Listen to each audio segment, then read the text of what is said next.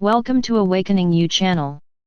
If you appreciate what we do, please support us. Thank you. The sun represents that which you perceive more clearly in the light of day. With the light of day meaning that which you can easily perceive as it is lit up above or before us. Therefore, it represents that which you have chosen to perceive with your conscious mind. On the other hand, the moon reflects the circle of light in the darkness of the night. This circle of light is that which you have within your inner consciousness, that is often hidden in your unconscious mind. By unconscious mind, we mean the memories, experiences, and knowing that you have consciously, or unconsciously, chosen to hide from your daily life. When you are ready to perceive that which you have chosen to hide from your conscious memory, you will be able to allow your inner self to communicate with your outer self. You all have inner and outer expressions of physical self, as well as within your non-physical consciousness. However, whether your consciousness is shining before you as in the light of day, or hiding inside the inner shadows of your unconscious self, your consciousness, your state of consciousness will affect your daily life in the daytime and your inner life during sleep or deep meditation. In fact, it is via deep meditation while in your daily life or within your dream life that your consciousness can communicate with your physical self. If you choose to call in greater information about yourself, your goals, and any inner guidance you desire, you will need to go inside yourself to find the answers. Yes, it is true that conversing with family, friends, and/or a therapist can assist you to see that which you have consciously or unconsciously hidden from your daily, waking self. However, these secrets from yourself will eventually arise in your daily life, your choices, and your friends or family. There are some who never share their inner self with others, but that creates a very deep loneliness. This loneliness is because you have isolated who you think you are from others. We say, who you think you are, because when you open to the light of yourself, you will no longer need to find yourself by reflecting off of others. In other words, you will no longer need to pull attention or needs from others, as you have opened up, at least, some of your inner secrets to your own self. When one is able to be honest with themselves by allowing their inner light to shine on them, their secrets are no longer secret from themselves. When you are able to put the light onto your own secrets from yourself, you will no longer feel a sense of fear that they will find out. In fact, it is more likely that they will find out when you do keep secrets that you are afraid to share. We say afraid to share in that you do not want to accidentally share something that you did not want to share. When this happens, you may feel embarrassed, ashamed or sad. It is obvious why you may feel ashamed or sad, but why would you feel embarrassed? The answer is that you have not come to peace with this part of you, so you may even feel ashamed. We, your galactic family, want you all to know that all of you have higher dimensional expressions of yourself who resides in the higher dimensional worlds and/or starships. Most of you chose to forget your galactic self when you took an Earth vessel to assist Gaia, or to clear some old karma you are ready to release. Therefore, the decision to take a third-dimensional form is a sign of your own inner strength. Just as you may look from a mountain top down into the valley below, your higher dimensional self can look down into the fourth and third dimensional school rooms.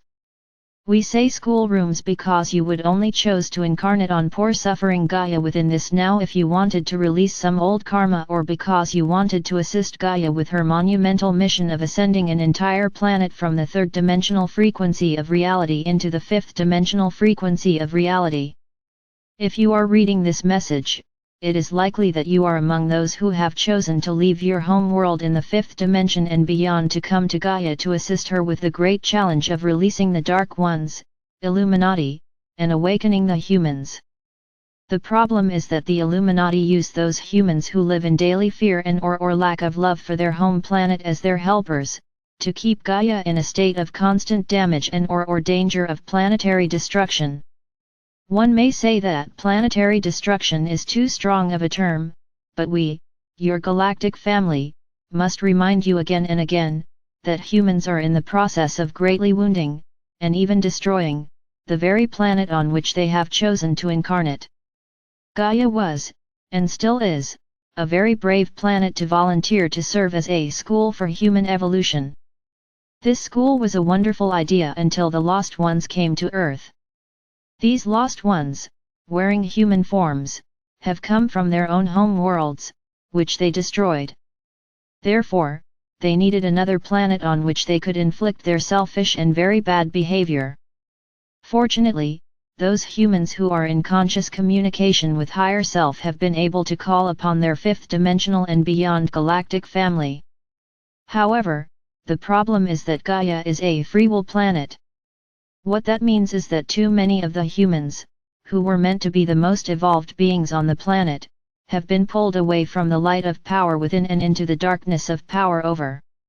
These dark ones brought so much darkness onto Gaia's planet, that many of the humans, who were meant to be Gaia's caregivers, fell out of the light and into the darkness.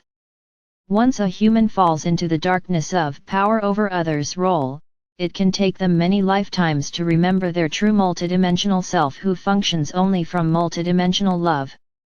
We galactics, who are on the starships around Earth, which are usually invisible to third-dimensional humans, have come to Earth via our starships, to assist Gaia with her planetary ascension. Gaia would normally be ascended, meaning fifth-dimensional, by this now if it had not been for her being deeply wounded every day by the humans who perceive Gaia as a thing to which they can do anything. These lost ones also have no sympathy for the humans who suffer every day. These lost ones care only for themselves and for the money, which they will do anything to procure. We are sad to see how, too often money has more power than love. Why would pieces of paper that are minted by humans, or even gold that was stolen from the body of Gaia, have such great importance to humans? To answer that question we must look at the different frequencies of humanity.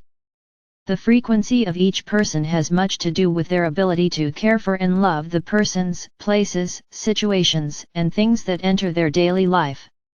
In fact, the ascended masters, who are those who wore a human form, and ascended beyond third-dimensional Earth upon the death of their Earth vessel.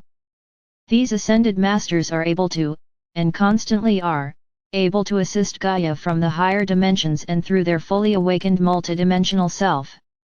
However, usually, but not always, these multidimensional ones have taken a human Earth vessel to serve as an example for humans the manner in which they love dear Gaia so deeply, and serve her so completely, that they are able to return to their higher dimensional expressions of self when their Earth vessel has died.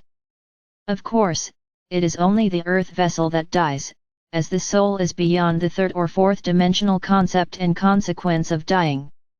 Many good souls have taken on a third-dimensional Earth vessel in order to walk among the ones who have become lost to the memory of their true multidimensional self.